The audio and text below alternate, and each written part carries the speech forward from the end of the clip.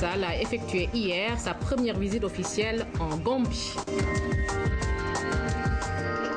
Sur l'international, Mali, premier contact entre Bamako et les rebelles Touareg, mais le MLA précise qu'il ne reviendra pas sur l'indépendance du Nord Mali, malgré les appels des pays africains. Et comme tous les lundis, le magazine des sports, au menu ce soir, du football, de la lutte et des courses hippiques, nous serons en direct avec Abdoulaye Fofanasek. Et nous commençons par cette visite du président de la République en Gambie, crise casamançaise. La paix, c'est pour bientôt peut-être. L'assurance a été en tout cas donnée par le président gambien à son homologue sénégalais. C'était à l'occasion de la première visite officielle de Macky Sall qu'il a donc effectuée en Gambie. La construction du pont transgambien était également à l'ordre du jour. Nous y reviendrons dans un instant avec nos envoyés spéciaux. Le reste de l'actualité, toujours audience à la primature. Le Premier ministre Abdoul Mbaye a reçu cet après-midi l'ambassadeur de la Libye au Sénégal, son Excellence Massoud Chalgam, était donc venu transmettre un message de félicitations et d'encouragement au nouveau président de la République du Sénégal, Macky Sall. Monsieur Stalgam est l'envoyé du président libyen. Nous l'écoutons au micro de Safoura Sow. J'ai eu une audience avec Monsieur le Premier ministre. Je suis venu lui transmettre un message, des messages de félicitations de son homologue libyen, Dr Abdelrahim El-Kib, le félicitant d'être nommé par son Excellence le président Macky Sall comme Premier ministre, tout en souhaitant pour lui la réussite dans sa mission. Et aussi en appuyant sur les relations séculaires qui existent entre le peuple libyen et le peuple sénégalais et la disponibilité de la Libye de l'accompagner pour renforcer les relations libo-sénégalaises dans tous les domaines politiques, économiques, culturels, surtout qu'il y a des accords qui sont en réparation entre la Libye et le Sénégal. Ces accords qui sont en cours sur l'encouragement et la garantie d'investissement. Il y a des projets d'accords culturels, d'accords commerciaux qui sont en cours de préparation et vont être ratifiés par les deux côtés libyens et sénégalais. L'ambassadeur de Libye au Sénégal. Après la formation du gouvernement, les passations de service, ce jeudi, le ministre des Sénégalais de l'Intérieur, de l'Extérieur a passé le témoin à Maître Alioune Badara Cissé. Le département des Sénégalais de l'Extérieur est désormais rattaché au ministère des Affaires étrangères. Passation de service également au ministère de l'Éducation. Le ministre chargé de l'enseignement élémentaire, du moyen secondaire et des langues nationales a été remplacé par Ibrahima Sall. Le ministre sortant s'est félicité des bons réalisés dans le système éducatif, malgré les grèves cycliques de certains syndicats d'enseignants. Quant au nouveau ministre, il a demandé à tous les acteurs de l'école de se joindre au gouvernement pour la résolution de la crise scolaire. Le collectif des lycéens de Dakar invite l'État à situer les responsabilités dans la crise scolaire. Ils ont été reçus par le nouveau ministre de l'Éducation. C'était juste après la cérémonie de passation de service. Massamba Thian. L'Institut Population, Développement et Santé de la Reproduction, IPDSR, a renoué avec les journées d'animation.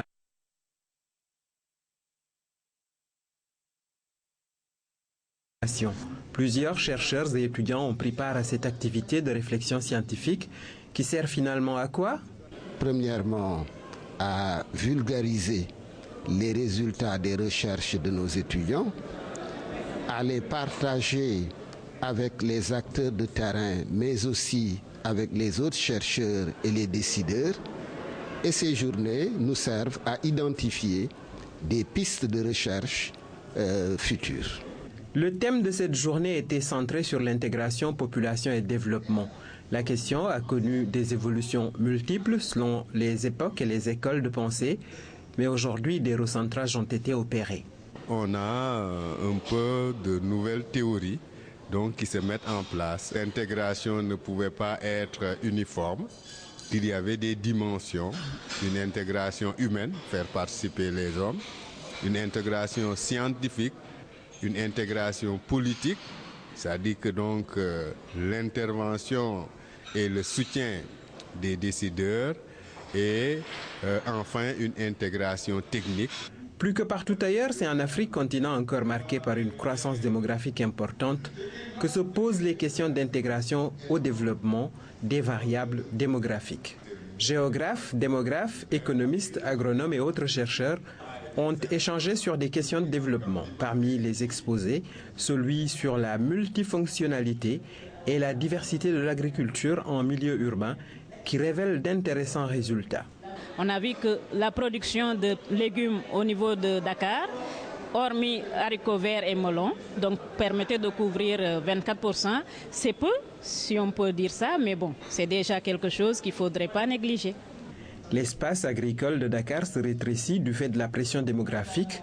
Globalement, il faut trouver une meilleure intégration pour le bien-être des populations.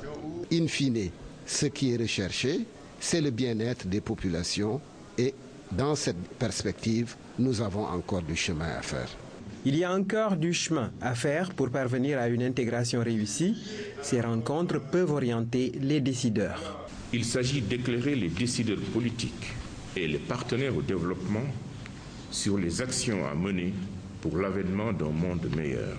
Les relations entre la population et le développement sont complexes. Si elles ne sont pas correctement maîtrisées, aucune intégration cohérente n'est possible. Les chercheurs, tout comme les décideurs, doivent en avoir une claire conscience pour éviter d'aller vers le mal-développement si développé en Afrique. L'intégration population-développement doit prendre compte des aspects humains, techniques, scientifiques et politiques. C'est ce qui ressort de la journée d'animation scientifique organisée par l'Institut Population, Développement et Santé de la Reproduction de l'UCAD. Ce week-end écoulé, plusieurs questions de population et de développement ont été abordées lors de cette rencontre. Vous venez de suivre le compte-rendu de Omar Diaw. Sur l'international, plusieurs contacts entre Bamako et les rebelles Touaregs du MNLA. Objectif, amorcer une négociation. C'est pour le porte-parole donc du MNLA. Le groupe ne reviendra pas sur l'indépendance du Nord Mali malgré les appels des pays africains. L'envoyé spécial de Bamako n'aura pas perdu son dimanche à Nouakchott. Thierry Dramé a d'abord discuté avec le président mauritanien. Il lui a demandé son aide pour stabiliser le Nord Mali, occupé par plusieurs groupes rebelles. L'un d'eux, le mouvement Touareg du MNLA, est basé à Nouakchott. Thierry Dramé, mandaté par le président de la transition malienne, a rencontré officiellement le MNLA pour amorcer une négociation. Merci. C'est pourquoi nous leur tendons la main, que nous devons pouvoir nous parler et qu'il est bon qu'ils reviennent en arrière, qu'ils reviennent notamment sur cette déclaration d'indépendance, ce qui accélérera le dialogue que nous voulons entretenir avec eux. À Nouakchott et au nord du Mali, où il occupe militairement le terrain, le MNLA a bien entendu l'offre de négociation. Première réponse prudente, oui à des discussions mais avec un gouvernement légitime. Et comme il l'a martelé aussi ces derniers jours, le MNLA ne reviendra pas sur l'indépendance du Nord Mali qu'il appelle Azawad. Et ce, malgré les appels des pays ouest-africains. On demande à ces pays de revoir leur position. En tout cas, sur le plan militaire, sur le plan politique, il faut savoir que les Azawadis et les combattants de l'Azawad sont déterminés à crier haut et fort Azawad jusqu'à ce qu'ils soient libérés. Après le MNLA, Bamako doit maintenant approcher d'autres rebelles maliens très présents aussi au nord du Mali. Il s'agit du groupe islamiste Ansar Dine, allié dans son offensive à Al-Qaïda au Maghreb islamique. Le rôle d'AQMI dans les 3 grandes villes du nord fait d'ailleurs craindre à la Mauritanie que la région ne devienne un Afghanistan du Sahel. Pour Bamako, pas question de négocier avec des djihadistes étrangers. Que ceux qui ne sont pas maliens partent du Mali, libèrent le territoire malien parce que, a priori, ils n'ont absolument rien à faire ici, chez nous. Qu'ils quittent le Mali. Et avec ceci, il est évident qu'il n'est pas envisagé de dialogue. Les islamistes maliens d'Ansar Dine se disent prêts à discuter avec Bamako. Mais ils semblent rejeter toute médiation occidentale au profit, disent-ils, de négociations entre musulmans. Toujours sur l'international, mais en plus bref, premier jour du procès de Behring Breivik en Norvège, l'auteur des attaques d'Oslo et de d'Utøya qui a fait 77 victimes, plaide non coupable. Il conteste ainsi la légitimité de la justice norvégienne. Il affirme avoir agi par légitime défense. Breivik a également écrasé des larmes lorsqu'il a été projeté dans la salle d'audience. Les familles des victimes et quelques survivants ont assisté au procès. Retour à l'actualité nationale, ziara générale des Tidjanes, 82e édition ce week-end à Tivaouane, au nom du président de la République Macky Sall et du gouvernement. Le ministre de l'Intérieur a conduit une forte délégation officielle composée de son collègue de la fonction publique, des directeurs généraux, des autorités administratives locales et des élus de la région. C'est un compte-rendu de Mbaye Thiam. 82e édition du ziara général dédié au Khalife Aboubakar Sy. Le ministre de l'Intérieur a rappelé les engagements du président Macky Sall face aux foyers religieux. Et pour sa première sortie officielle, Mbaye Ndiaye s'est longuement appesanti sur le rôle que doivent jouer les guides religieux pour bâtir un nouveau type de Sénégalais imbu de vertu et d'éthique, à l'image du parrain Seydi Aboubakar Sy. De 1930 à nos jours constitue une des références les plus solides pour la foi en Dieu et la pratique religieuse. J'ai parlé de mon homonyme, El Hadj Babacar Sy. Avant de conclure, le ministre de l'Intérieur a sollicité des prières pour la paix et la réussite du nouveau gouvernement face aux défis et aux attentes des populations. Dans sa réponse, le porte-parole du Khalife général des Tidjanes a transmis le message de Serigne Mansour Sy Borom Daara J. S'adressant au ministre de l'Intérieur, Serigne Abdoul Aziz Sy Al Ibn dira que c'est la première fois qu'un ministre de l'Intérieur assiste à ce ziara, ce qui est un très grand honneur pour Tivaouane. Le pouvoir ne s'acquiert pas, c'est Dieu qui le confie à qui il veut, martèle Serigne Abdoul Aziz Sy Al Ibn, qui rappelle les propos tenus devant le président de la République. Doux sans faiblesse et fort sans violence.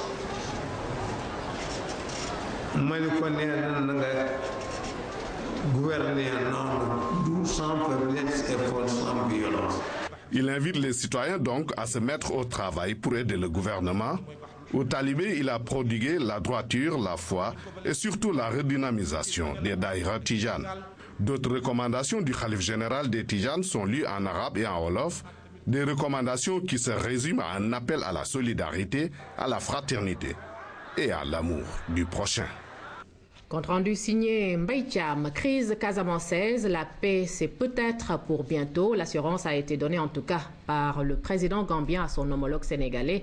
C'était à l'occasion de la première visite officielle que Macky Sall a effectuée hier en Gambie. La construction du pont transgambien était également à l'ordre du jour. Envoyés spéciaux à Banjul, Pape Maguette Sakho, Dibi Gueye et Cheikh Traoré.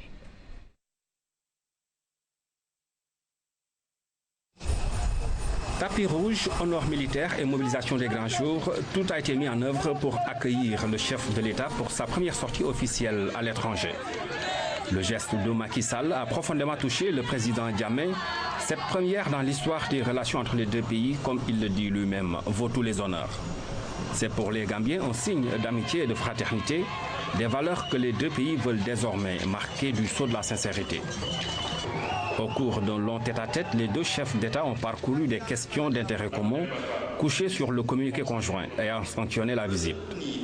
Dakar et Banjul veulent un renouveau dans les relations bilatérales, un nouveau départ pour hisser la coopération à un niveau jamais atteint. Le Sénégal demande une plus grande implication de la Gambie dans le dossier casamançais. Je sais que pour trouver la paix en Casamance, vous êtes la clé, Monsieur le Président. Même si du point de vue de l'âge, je suis un tout petit peu plus âgé, vous êtes mon doyen en tant que chef d'État. You can help me. Poursuivant son propos, le président Macky Sall dira que la résolution du conflit est source de paix, de stabilité et de développement au profit des populations sénégambiennes. C'est dans cette optique qu'il a dit sa volonté de voir le pont sur la Gambie enfin réalisé pour une meilleure circulation des personnes et des biens. Nous avons la mission historique de construire de véritables relations entre le Sénégal et la Gambie. Et nous avons toute la légitimité pour construire ce modèle d'intégration réussi. Je ne permettrai pas qu'à partir du territoire sénégalais, qu'il y ait quelques subversions que ce soit qui ont pour vocation de déstabiliser la Gambie. Se disant panafricaniste et ami du Sénégal, le président Jammeh s'est engagé à trouver des solutions pour le retour de la paix au sud du Sénégal. Excellence, Monsieur le Président, je vous assure que nous allons faire notre mieux pour arrêter le conflit en Casamance. Et vous allez voir des résultats tôt ou tard, Monsieur le Président. En Gambie, vous avez des partenaires honnêtes et sincères. And we want to wish you all the best. Et nous aimerons vous souhaiter le mieux. Autre gage donné par le président gambien, l'avancée du dossier du pont sur la Gambie. Les appels d'offres seront bientôt lancés. Les deux chefs d'État espèrent voir bientôt sa matérialisation. Leur convergence de vues sur toutes ces questions annonce des lendemains enchanteurs pour les deux peuples. Beaucoup de choses vont s'améliorer, ont-ils promis dans ce qui apparaît comme un engagement de Banjul. La visite prochaine du président Jammeh au Sénégal sur invitation du président Macky Sall permettra de dessiner les contours du renouveau des relations sénégalo-gambiennes. Vive la Sénégambie! Le président Macky Sall qui a donc réservé sa première visite officielle à la Gambie. Lancement de la formation des jeunes aux techniques de fabrication et de pose de pavés. Plus de 2600 candidats sont attendus. C'est une initiative de la mairie de Dakar qui entre dans le cadre de l'embellissement de la capitale sénégalaise. La première phase a débuté ce matin, nous dit Amsatou Sey. Ce sont des centaines de jeunes que nous avons retrouvés dans les couloirs du centre de formation professionnelle de la ville de Dakar. Stylo en main ou juste concentrés dans leurs documents, ils attendent impatiemment leur tour. Ils viennent s'inscrire sur les listes de la mairie. Diplômés ou non, ils sont tous à la recherche d'un emploi. J'ai passé trop de temps à l'université Cheikh Anta Diop de Dakar. J'étais en master 1 de l'histoire médiévale, mais je suis venue suivre cette formation pour tenter ma chance dans la vie professionnelle. Je n'avais pas de travail, j'avais un métier. Mais quand j'ai entendu l'appel, je suis venu m'inscrire et tenter ma chance. Une formation avec à la clé un emploi, c'est ce que leur propose la mairie de Dakar, qui compte pavés, rues et places publiques de la capitale. Nous sommes à la première phase de lancement qui consiste chaque 10 jours à former 100 jeunes aux techniques donc de production et de pose de pavés. Et au sortir de cette formation, une attestation leur sera délivrée et un contrat aussi signé avec ces jeunes pour pouvoir démarrer le travail. Le travail, l'exécution du projet, c'est l'affaire de la société Belli qui, en accord avec la ville de Dakar, a choisi comme méthode ce qu'on appelle les techniques à haute intensité de main-d'œuvre, les techniques IMO, qui permettent d'utiliser le maximum de personnes pour faire le même travail. C'est moins cher. Alors nous avons la conviction que c'est une meilleure qualité et à la clé nous avons vraiment une utilisation intensive de main-d'œuvre et donc une contribution à la résolution du problème de l'emploi. Plus de 2600 jeunes sont attendus dans le cadre de ce projet. 1800 ont répondu à l'appel. Les listes restent ouvertes. L'inscription et la formation sont gratuites. Je vous le disais, le collectif des lycéens de Dakar invite l'État à situer les responsabilités dans la crise scolaire. Ils ont été reçus par le nouveau ministre de l'Éducation. C'était juste après la cérémonie de passation de service Massamba Thiam. Acte 1 du nouveau ministre de l'Éducation, ce face-à-face avec les représentants des collectifs des lycéens de Dakar. Ibrahim Sall, entouré du secrétaire général du ministère de l'Éducation et de proches collaborateurs, invite ses hôtes à un sursaut patriotique, non sans être conscient de la profondeur de la crise scolaire. Nous devons œuvrer tous pour trouver des solutions appropriées à ces problèmes qui risquent de compromettre l'année scolaire, mais aussi l'essence même de l'éducation et les valeurs qu'elle enseigne à la jeunesse. J'invite tous les acteurs du système éducatif à respecter une trêve. Nous espérons que cette trêve servira à promouvoir un dialogue franc avec le nouveau gouvernement et la recherche de solutions aux doléances des syndicats d'enseignants en vue de contribuer à mettre un terme à la douloureuse rupture des négociations entre partenaires et acteurs. En présence des représentants du Bureau national de l'Association des parents d'élèves, le collectif des lycéens de Dakar a dépeint la situation scolaire sans mettre de gants. Les cours à 70% plombés par la grève dans les classes d'examen, plusieurs démarches pour trouver une solution de sortie de crise avortée, Puis, cette invitation à l'État à situer les responsabilités. L'appel que nous lançons à l'État, c'est de couper immédiatement et sans délai le salaire. Voilà ce communiqué qui vient de nous parvenir suite à un large consensus avec la classe politique. Le Conseil des ministres a adopté un projet de loi autorisant le report des élections législatives au 1er juillet 2012. En conséquence et après avis de la Commission électorale nationale autonome Sénat, la période de révision exceptionnelle des listes électorales initialement prévue du 5 au 15 avril est prorogée jusqu'au 30 avril 2012.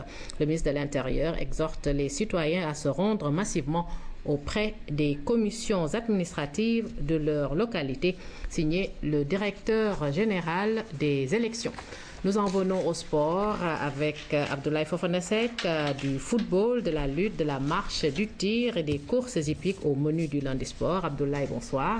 Bonsoir Maïmouna. Voilà, Ligue 1 pour commencer. Le Casa Sport a donc subi son second revers. Oui, c'est sur la plus petite des marques que Nyari Tali est venu à bout du Casa Sport au stade d'Emba Diop pour le compte de la 11e journée de Ligue 1. C'est le second revers des Ziguinchorois cette saison, Seydina Alioune Djigo. La ferveur des supporters du Casa n'aura pas suffi. Deuxième défaite de la saison pour le club. Nyari Tali tient sa revanche. Les hommes d'Abdoulaye Ndiaye sont désormais à 2 longueurs de retard du leader de la poule B. Le coéquipier de Mamadine Kidira, comme à leur habitude, démarre le match tambour battant. Pape Sané hérite dès la 5e minute d'une passe lointaine. Mais la frappe du meilleur artificier de la poule B est trop dévissée. Pape Sané, sans doute déterminé à se détacher du peloton de tête des buteurs, d'autant qu'il a été rejoint samedi par El Hadj Adam Mbaye de l'AS Pikine. Le Casa domine, on s'y attendait, mais en face, Nyari Tali oppose une belle résistance. La stratégie est simple, attendre l'équipe adverse et miser sur l'efficacité devant. La stratégie finit par payer. Nous sommes à la 43e minute. Coup franc devant une défense statique. Alphonse Ba réussit à nicher le ballon au fond des filets. Premier but de la saison du feu follet de Nyari Tali. 1-0 pour le NGB. Le Casa Sport est loin de s'avouer vaincu. Et ce qu'on est en train de faire, on le fait bien. Je pense qu'à la deuxième période, ça va marcher. On va revenir pour essayer de pousser et de les avoir. En seconde période, la machine Casa marche, sauf qu'elle tourne sans inquiéter le dispositif défensif du NGB. Pire, les hommes de Demara Matania frôlent la correction en toute fin de match. Sidat Ndiaye puis Alphonse Ba sont tout près de doubler la mise. Le score restera inchangé. 1-0 pour Nyari Tali, champion potentiel. Nous jouons match par match. Nous ne pensons pas au titre, mais nous pensons à notre prochain adversaire qui sera un match très difficile. Le prochain adversaire, c'est bien sûr l'AS Pikine qui, avec 18 points, peut espérer jouer les premiers rôles dans ce championnat. Et nous parlons lutte. L'amicale des amateurs de lutte est dirigée par Doudou Diagne Dieko. L'homme a su imprimer son style à la tête de l'association. Tout à fait, Maïmouna, à la tête de l'association des amateurs de lutte depuis 2002. Doudou Diagne Dieko a fait ses adieux à cette structure qui vise à défendre les préoccupations des férus de lutte. La place de l'amateur dans l'arène, le parcours et l'œuvre du président sortant sont revisités par notre reporter Djibidja. Après 10 ans passés à la tête de l'association des amateurs de lutte du Sénégal, Doudou Diagne Dieko a passé le témoin à Cheikh Sarr. Son principal credo a été de faire vivre aux amateurs pleinement leur passion, ce qui passe nécessairement par la prise en charge de leurs besoins dans l'arène, notamment la sécurité, le prix des entrées et le spectacle autour de la lutte. Personnellement, je ne supporte aucun lutteur. C'est uniquement les amateurs et leurs préoccupations qui m'ont toujours intéressé jusque-là. Ce natif du quartier de Gueule-Tapée a su porter les préoccupations des amateurs à l'attention des promoteurs et du comité national de gestion de la lutte. Il a fustigé la violence notée dans l'arène sénégalaise. Ainsi, il appelle les lutteurs à plus de retenue et de sportivité pour le bien-être de ce sport bien de chez nous. Maintenant, je vais pouvoir me consacrer à ma famille. Avant, je me levais tôt le matin pour aller au stade et m'assurer du confort des amateurs. Tout ça, c'est fini. Doudou Diagne Diécko, cet entrepreneur de profession, quitte la direction des amateurs de la discipline, mais reste profondément un passionné de la lutte sénégalaise. Voilà donc Doudou Diagne Diécko qui a été remplacé Abdoulaye Fofana Seck à la tête de l'amicale des amateurs de lutte. Oui, l'amicale des amateurs de lutte du Sénégal a un nouveau président, donc Maïmouna. C'est Cheikh Sarr, un féru de lutte qui fréquente depuis plus de 26 ans les arènes. Il remplace donc Doudou Diagne Diécko. Randonnée pédestre, les amis de la francophonie se sont illustrés ce week-end. Oui, la francophonie en marche, c'est le thème de la randonnée pédestre organisée hier dimanche à travers les avenues de Dakar. Cette première dans l'agenda d'une série d'activités dédiées à la francophonie a suscité une vaste adhésion. L'initiative porte la marque donc des amis de la francophonie d'Akhaba. Bonne randonnée à tous. Les encouragements du ministre de la Culture et du Tourisme.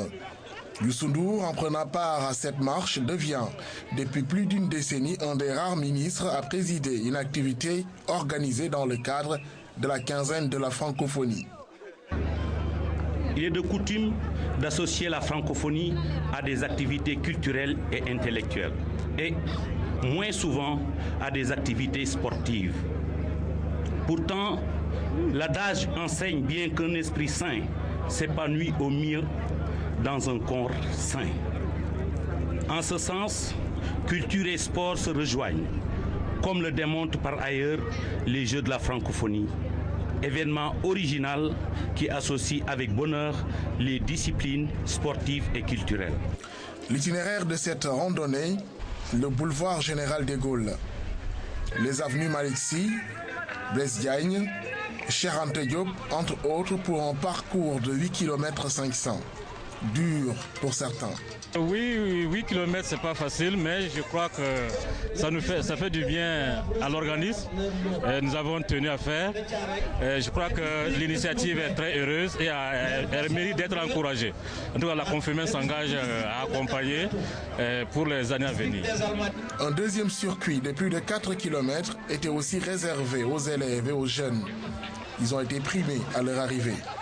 Nous avons marché pour la jeunesse et vous savez combien est importante la jeunesse et donc les politiques sont en train de prendre conscience de l'importance de la jeunesse dans le développement des pays et particulièrement des pays du Sud.